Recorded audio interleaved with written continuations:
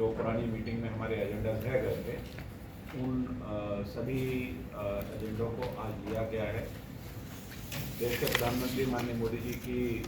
जो नीति है कि हम सब लोग कैसे गुड गवर्नेंस दें और उस गुड गवर्नेंस में एनडीएमसी भी किसी तरह से कभी पीछे ना रहे, तो आज हमने बहुत सारी बुनियादी सुविधाओं के ऑगमेंटेशन के लिए, जनता की समस्याओं को निजात दिलाने के लिए, हर घर जल की योजना को लेकर लगभग 15 हमारे एजेंडा से, इसमें 14 एजेंडे पे आज हमने उनको पास किया है। मैं एक छोटा छोटा ब्रीफ दे दूंगा, बाकी हमारे साथी आपको डिटेल उसमें क्या क्या विषय लोगों ने अपनी अपनी बात रखी थी। और इसके अलावा भी बहुत सारे ऐसे विषय थे जो एजेंडा में नहीं थे लेकिन वो जनता से संबंधित थे। उन विषयों को भी, उन परेशानियों को कैसे दूर किया जाए, वो मुद्दा टैक्सेशन का भी था। हाउस टैक्स का जो इशू है, सीलिंग का मुद्दा है, उसको लेकर भी नीति में परिवर्तन करना, उसको कैसे ट्रांसपेरेंट करना, जो हमारे कर्मचारी हैं उनके प्रमोशन के जो रेवेन्यूज़ हैं उनको करना, किस प्रकार से अभी एनडीएमसी को क्रेडिट रेटिंग एजेंसी की तरफ से AA एजेंसी मिली है 17-18 में मिली थी। और ये एनडीएमसी की जो कार्यप्रणाली है, उसकी जो कार्य दक्षता है, उसकी जो स्पष्टता है, उसकी जो ट्रांसपेरेंसी है, उसके जो रिजर्व हैं और खुद अपने आप को आत्मनिर्भर एनडीएमसी ने बनाया है, इसके कारण से उसको लगातार AAA की रेटिंग मिल रही है। तो ये हम सब के लिए बहुत ही गर्व की बात भी है, क्योंकि देश की पहली हम ऐसी नगर पालिका हैं जिसको AA+ का क्रेडिट रेटिंग मिली है। और ये अपने आप में एक बड़ा हम सब लोगों के लिए उपलब्धि है। 93 में ये क्रेडिट रेटिंग की संस्था बनी थी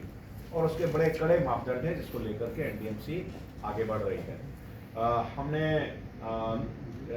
एजुकेशन हमारे लिए बहुत महत्वपूर्ण है और प्रधानमंत्री का जो मिशन है कि कैसे हम पोषण को ठीक करें, पोषण ठीक हो, इसको लेकर के जो मिड डे मील स्कीम है,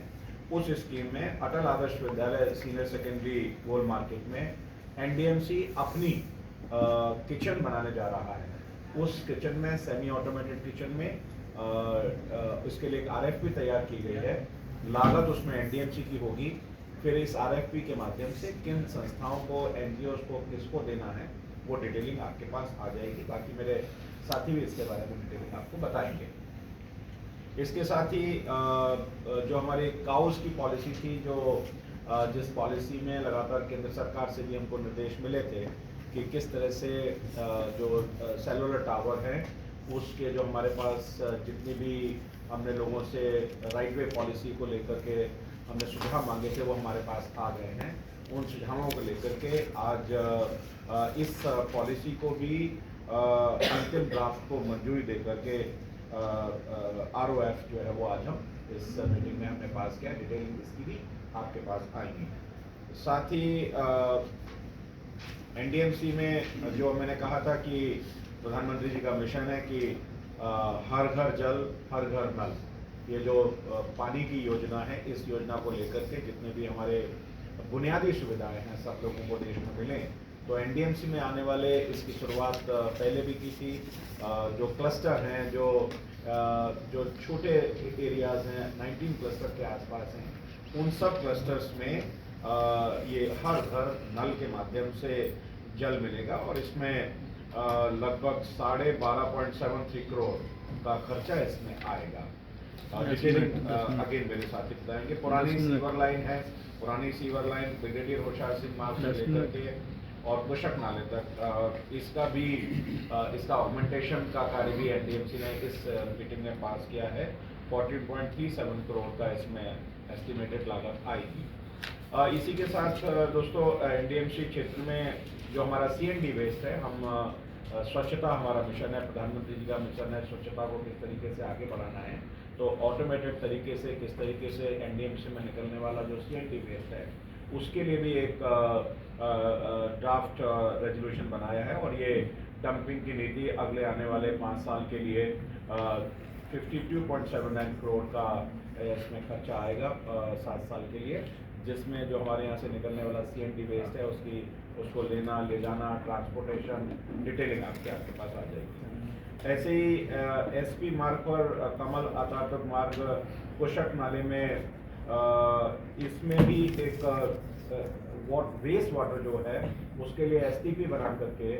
और सीवर वाटर को ट्रीटमेंट करके उस सारे पानी को एक बड़ा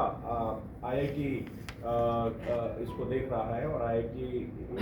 उसके लिए कार्य कर रहा है। इस नाले में एसटीपी बनेंगी और इसको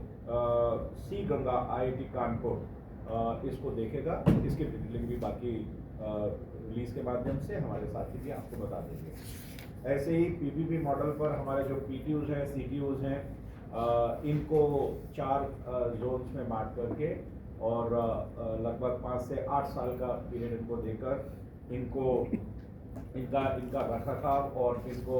स्वच्छ रखना और इन पीटीओ सीटीओ को चलाना पीपीपी इसको भी एनडीएमसी ने आज की बैठक में लिया है। पालिका निकेतन हाउसिंग कॉम्प्लेक्स में आरकेपुरम में सुधार होना है। इसमें बाहरी हिस्से को क्षतिग्रस्त प्लास्टर है, नवीनीकरण है, जो हाउस है उनको ठीक करना, इसका भी एक 17.6 लाख का एस्टिमेट इसमें आया है, इसको भी आज पास किया है।